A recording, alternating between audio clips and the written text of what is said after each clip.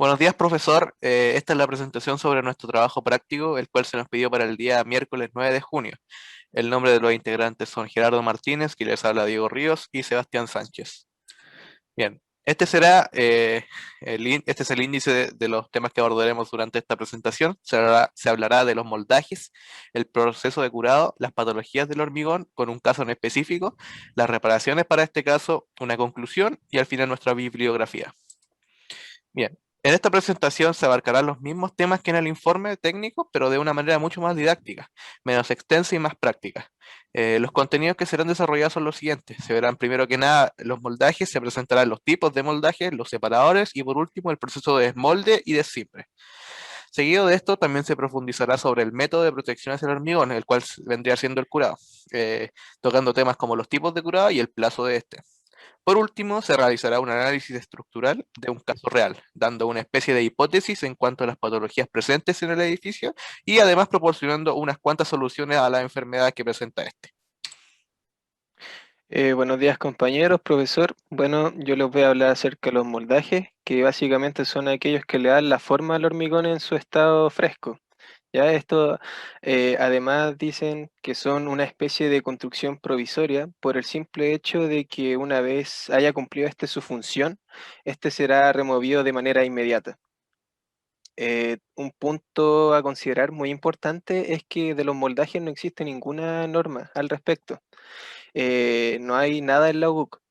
Sin embargo, en la NSH 170 sí hay algo que se habla que tiene que ver con los moldajes, que son los desmolde y los desimbre. Bueno, tenemos muchos tipos de moldaje, están clasificados según su uso, que vendrían siendo los moldajes para muros, pilares, vigas, losas y moldajes de formas. También tenemos según su forma de trabajo, moldaje manuportable. Bueno, esto básicamente son aquellos que pueden ser maniobrados por los trabajadores de la obra, que están a cargo obviamente, ya que estos moldajes son livianos. También tenemos los moldajes manejables solo con grúas, que bueno, como lo dice su nombre, son maniobrados solo con grúas, transportados, instalados, etc. Los autotrepantes, que este es un proceso más sofisticado, que permite transportar los moldajes, los encofrados de grandes dimensiones a pisos superiores. Y esto lo hacen con la ayuda de gatas hidráulicas. El moldaje deslizante es un proceso muy parecido al autotrepante, muy parecido. Sin embargo, lo que diferencia esto es que la forma en que se distribuyen los moldajes lo hacen de forma de un anillo circular. Esa es la única diferencia. Moldaje colaborante. Bueno, tiene dos funciones. Una vendría siendo ser como moldaje y el otro forma parte de la estructura final como del elemento de hormigón. Bueno, aquí hay dos tipos. Estos pueden ser a base de planchas metálicas y el otro en base a losetas. Bueno, aquí hay una diapo de los moldajes mencionados anteriormente. Bueno, y por último, según su material de fabricación. Bueno, aquí todo literal. Tenemos los moldajes de madera, que están hechos en madera, los moldajes metálicos, moldajes mixtos, que aquí estos son de aceros con madera, ¿ya? Y tenemos por último los moldajes de otros materiales. Bueno, aquí tenemos un elemento que compone todo este mundo del moldaje que vendrían siendo los separadores. Estos son utilizados para asegurar el perfecto recubrimiento de la armadura. Esto contemplando el dimensionamiento mínimo que debe haber entre la armadura y el moldaje a la hora del vaciado del hormigón. Obviamente para que la armadura no quede a la vista, ¿ya? Bueno, estos separadores son implantados, colocados eh, previamente al vaciado del hormigón. Bueno, aquí también tenemos muchos tipos de separadores, los voy a nombrar, que vendrían siendo los tipos torre, los tipos rueda, los tipos cono, tipo muela, y por último tenemos otro artefacto que si bien no cumple como esa función de separador que vendrían siendo los caps de seguridad, los naranjitos, que se ponen como en la punta de las barras para que así los trabajadores de la obra no se accidenten por pasarse a llevar o cosas por el estilo. Bueno, el desmolde y el desimbre. Este vendría siendo el proceso final del moldaje, en donde el desmolde consta de retirar los paneles del moldaje, ¿ya? Y por otra parte, el desimbre trata de retirar todos como los elementos soportantes del moldaje. Por ejemplo, un gran ejemplo de esto sería las alzaprimas, ¿ya? Y bueno, aquí tenemos también los parámetros verticales y horizontales de cuándo retirar los moldajes. En cuanto a los verticales, pueden ser retirados cuando la estructura alcanza una resistencia más o menos de 2 megapascales. Puede ser mayor o igual a 2 megapascales. Bueno, esta resistencia es lograda a partir de las 12 horas y más o menos una temperatura de unos 10 grados Celsius. Y en cuanto a los horizontales, el desmolde y el desimbre, estos procesos deben ser retirados aparte, uno primero y después el otro. Bueno, en alguna estructura, cuando la resistencia sea de unos 13 megapascales, ahí recién podrán ser retirados estos elementos. Bien, esta es una tabla donde se indica plazos mínimos para el desmolde y el desimbre. Se indican 4 casos específicos, los cuales son parámetros verticales de columnas, muros y vigas largas, los fondos de losas, fondos de vigas y puntuales de vigas. Esta tabla sirve más que nada para la utilización cuando no se nos indica un plazo mínimo para quitar el desmolde y el desimbre en las especificaciones técnicas de una obra. También se acompañan con un par de notas, las cuales dan a entender varios aspectos generales sobre la tabla y que se deben utilizar en caso de tener alguno de estos elementos presentes en nuestra obra.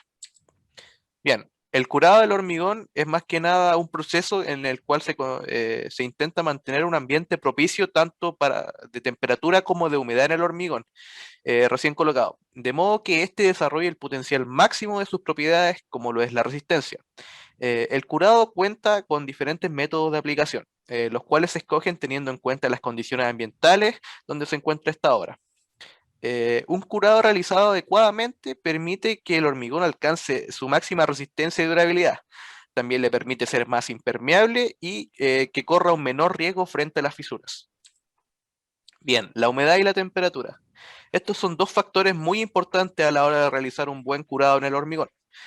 Hablando en el caso de la humedad, mantener un contenido bajo de esta en el hormigón durante su periodo de curado es altamente fundamental para el desarrollo de su estructura. Por el otro lado, la temperatura posee una incidencia un tanto menor a la de la humedad dentro del curado, pero aún así no deja de ser muy importante para alcanzar las resistencias esperadas en nuestro hormigón. A lo largo del curado se intenta mantener una temperatura cercana a los 20 grados Celsius, o sea que se anda rondando un rango sobre los 10 grados y menor a los 30 grados Celsius. Bien, la resistencia en el hormigón prácticamente lo es todo.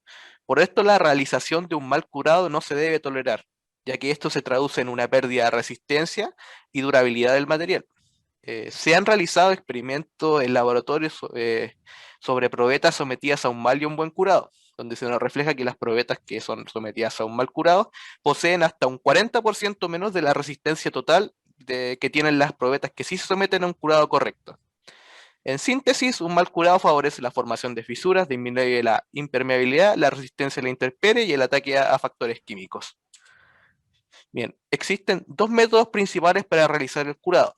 El primero es el curado con agua. En este método se basa más que nada en la aplicación de agua constante, con diferentes técnicas, ya sea por inundación, donde el hormigón literalmente se hunde en agua, por decirlo así, la nebulización, el vapor o a través de materiales saturados como lo es la arena húmeda. El segundo método vendría siendo la utilización de materiales sellantes. Este método busca más que nada evitar la pérdida del agua superficial que tiene el hormigón. Para esto se utilizan películas protectoras, las cuales pueden ser de papel o polietileno. También se suelen utilizar compuestos químicos, los cuales forman membranas sobre el hormigón, permitiendo así que éste mantenga sus niveles de agua superficial óptimos. Bien, el tiempo de curado en el hormigón. El tiempo forma parte esencial de la realización de un buen curado. En sí, el tiempo dependerá fundamentalmente del método utilizado para realizar el curado, el tipo de cemento, las condiciones ambientales y por último la forma y el tamaño de este elemento. Generalmente el tiempo del hormigón es de unos 7 días. Esto puede variar si se trata de un hormigón de alta resistencia, por lo que el tiempo prácticamente sería el doble. En la mayoría de los casos se espera que el hormigón alcance un 70% de su resistencia máxima para dar como terminado el proceso de curado. Bueno, las patologías del hormigón. El caso real que nosotros quisimos analizar fue el edificio patrimonial de Aníbal Pinto, ubicado en la localidad de Lota. ¿Qué sabemos de este edificio? Sabemos que presenta una antigüedad cercana a los 60 años, una corrosión producida por su ubicación, que está cercana al mar, y también que sufrió un daño por el terremoto del 27 de febrero del 2010. En síntesis, el edificio patrimonial Aníbal Pinto se encuentra en condiciones graves, tanto a nivel estructural como de seguridad, para las personas que habitan en él. Es por ello que daremos una serie de posibles soluciones que deberán tener en cuenta el equipo que quiera hacerse cargo de la reparación de este edificio. Dentro de las soluciones tenemos la corrección en las armaduras. Nosotros pudimos indicar que es muy factible ocupar un reemplazo de armaduras dañadas utilizando barras de traslape, que este método consiste en reparar la armadura mediante una reposición, mediante suples que permiten traslaparse a los extremos de la enferradura cortada o dañada. Luego tenemos el reemplazo de armaduras dañadas utilizando conectores mecánicos, que este método se hace en una reposición de la armadura utilizando conectores metálicos, los cuales mediante un cilindro metálico se incorporan en las barras para poder ser conectadas en sus extremos. Para la pérdida de sección, indicamos que lo ideal sería ocupar planchas de acero adheridas externamente, que esto le otorgará un refuerzo a la estructura dañada, para poder así soportar mayores cargas en el edificio. También tenemos la fibra de carbono, que este método se puede llevar a cabo a través de inserción de placas o varillas en lugares específicos de la superficie del elemento. Esto se debe fijar mediante adhesivos epóxicos adecuados y también se puede utilizar pretinas rígidas, tejidos flexibles unidireccionales o bidireccionales. Si bien su valor es mucho más elevado que las demás alternativas mencionadas, es importante tener esta solución en cuenta. Y finalmente, para las fisuras, tenemos dos tipos de soluciones, que estas dependerán según el espesor que presente las grietas. Si un espesor pequeño, cercano al 0,05 milímetros, lo ideal sería ocupar una inyección de resina epóxica, que esto le otorgará, o sea, permitirá restaurar el monotilismo del edificio, gracias a los productos aplicados. Luego tenemos la inyección de lechada o mortero con base de cemento, que esto es ideal para grietas mayores o igual a 1,5 milímetros. Y esto también, como igual el otro método, ayudará a la reparación del monolitismo de la inyección, a través de la inyección, perdón, de la estructura. En conclusión, trataremos los tres puntos que aparecen en pantalla, que el primero de ellos es el moldaje, donde nos indica que es un sistema de trabajo y de implementación demasiado importante en la confección de estructura de hormigón, como muros y pilares, entre otros. Además, agregar el importante papel que cumple el desmolde y desimbre, ya que si no se trata de manera correcta, puede llegar a afectar de manera superficial a la estructura de hormigón. En segundo lugar, tenemos el curado, que este es un proceso esencial para el correcto desarrollo de la infraestructura de hormigón, y este no se debe tomar a la ligera, se debe respetar su tiempo y su realización.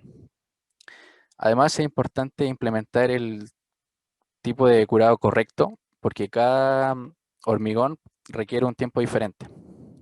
Y para finalizar, dimos distintas soluciones para el caso real de edificio patrimonial de Aníbal Pinto, donde llevó a cabo soluciones tanto para la corrosión en las armaduras, pérdida de sección transversal y para las fisuras. Y acá, como pueden apreciar, tenemos diferentes sitios web donde sacamos la información, que son páginas muy prestigiosas donde nos basamos para hacer esta disertación. Espero que haya sido de su agrado y quizá hayan entendido todos los conceptos que se abarcaron en esta presentación. Muchas gracias.